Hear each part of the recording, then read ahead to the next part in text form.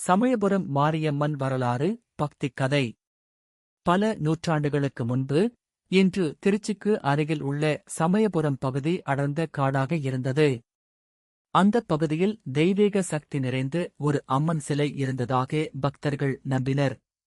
புராண மரபின்படி, ஜமதக்னி முனிவரின் மனைவியும் பரசுராமரின் தாயுமான ரேணுகா தேவி, தெய்வீக சக்தியாக உலக மக்களை காக்கும் மாரியம்மன் வடிவில் அருள் புரிந்தார் என்று கூறப்படுகிறது. மக்களின் துன்பங்களைப் போக்கி, நோய்களை நீக்கி, கருணை பொழியும் அன்னையாக அவர் வழிபடப்பட்டார்.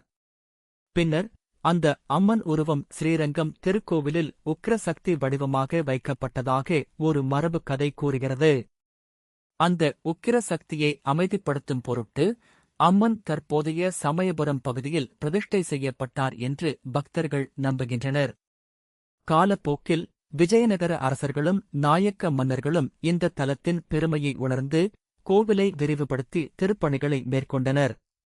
அதன் பிறகு சமயபுரம் மாரியம்மன் கோவில் தென்னிந்தியாவின் புகழ்பெற்ற சக்தி ஸ்தலங்களில் ஒன்றாக விளங்கத் தொடங்கியது.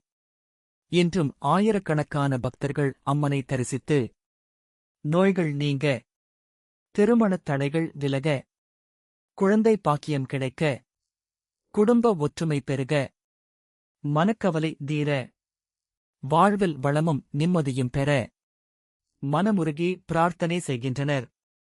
ஆடி, தை மற்றும் சித்திரை மாதங்களில் நடைபெறும் திருவிழாக்களில் இலட்சக்கணக்கான பக்தர்கள் கலந்து கொண்டு அம்மனின் அருளைப் பெறுகின்றனர். இந்த கதைகள் பக்தி மரபுகளில் பரவலாகச் சொல்லப்படும் பாரம்பரிய கதைகளாகும். வரலாற்று ஆய்வுகளுடன் முழுமையாக ஒத்திருக்க வேண்டிய அவசியமில்லை. சமயபுரம் மாரியம்மன் திருவருள் அனைவருக்கும் கிடைக்கட்டும். அம்மன் திருவடி சரணம்.